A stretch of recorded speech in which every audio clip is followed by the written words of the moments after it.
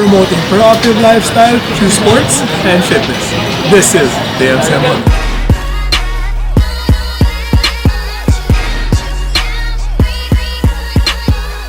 Malayan College's Mindanao has been working with Davao Drone Society for different projects and advocacies for quite some time now. Today we're going to meet them and see how drones really work. Let's go! Hi everyone, we're here now with Sir James. Hi Sir James. Hi, how are you? Good, good. When did you start your drone hobby? We've been flying about 2013. Started with nothing to do with racing, more for just recreational flying. Can you explain what are the basic parts of the drone? Well, such as this one, I would introduce this as a proper racing drone. Okay, so basic design would usually be an X-shaped type, so that the motors are spaced equally among each other. So what you have here is basically it's a carbon fiber frame, a lightweight carbon fiber frame, couple of brushless motors, and you have a flight controller and an electronic speed controller. Then you have the video camera, which is what you look through with the goggles to see where you're going when you're flying. And you add on a video transmitter and a receiver which connects to your remote control. So those are the basic parts for the drone to be able to fly. So the way these things work, it's quite simple, but they fly all on manual. There are no auto level features, no return home features. Proper racing drones are flown fully on manual, all manual control. So you have to program your own. You have to learn how to fly, which is not hard because nowadays there are simulators that you can practice at home and improve your skill without really crashing it or damaging the drone. So how do you start your own drone? So basically it's similar type where you do it yourself. If you like to build stuff, this is the perfect example of it right here. Mostly you can buy them ready-made right now online, ready to go. But most of the drone pilots who prefer to build them themselves, you can choose the type of components you want. You can select the brands that you prefer. And learning to build and learning to fly, well, we have Mr. Fernandez, who's the guru of drones in Davao, okay? We call him the grandfather here. And so he's the one who's very knowledgeable about guiding anybody who wants to start in this particular hobby. Now you can get a lot of information online as well. There's a lot of material on YouTube. There's a lot of reading material on wiki pages that you can download.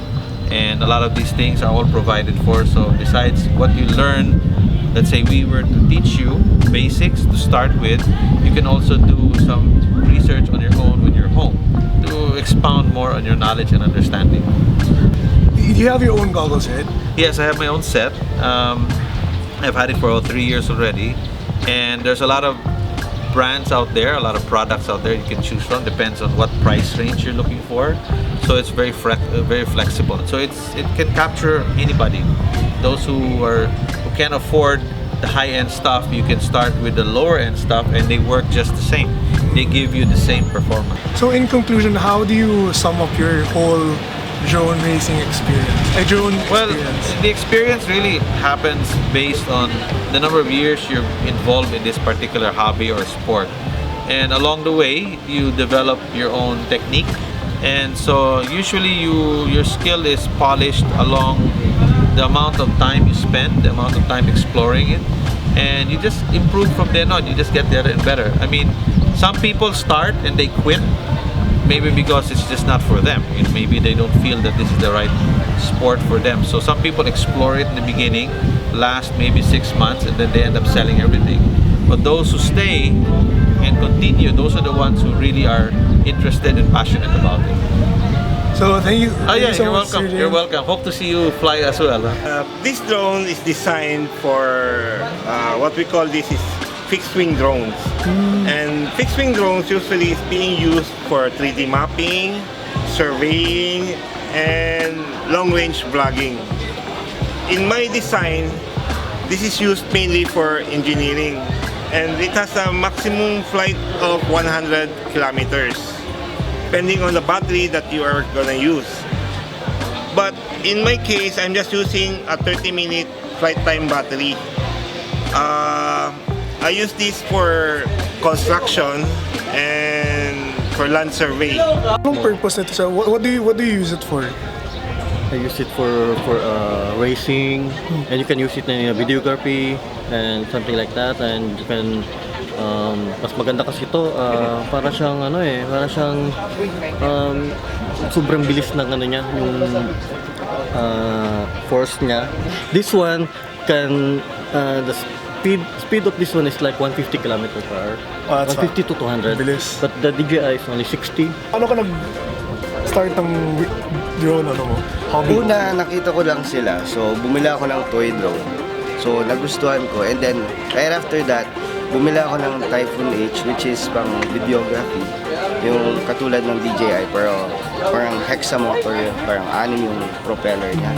And after nun, since nagustuhan ko yung sa racing drone, kasi makuha mo rin cinematics, stable din siya, at the same time acrobatic, and parang mas makuha mo yung adrenaline rush every time magpapalipad ka. Since itong drone na to is FPV, which is pwede mong gamitan ng goggles.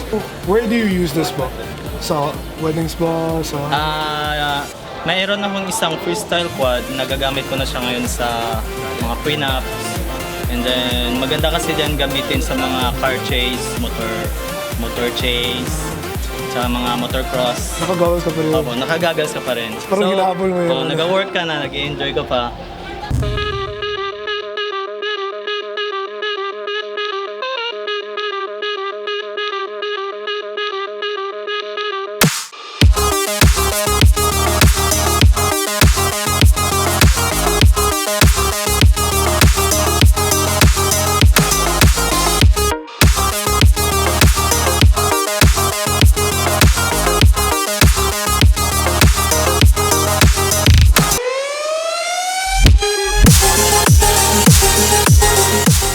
That's a wrap. Thank you so much to the members of Davao Drone Society for lending your time and expertise to us.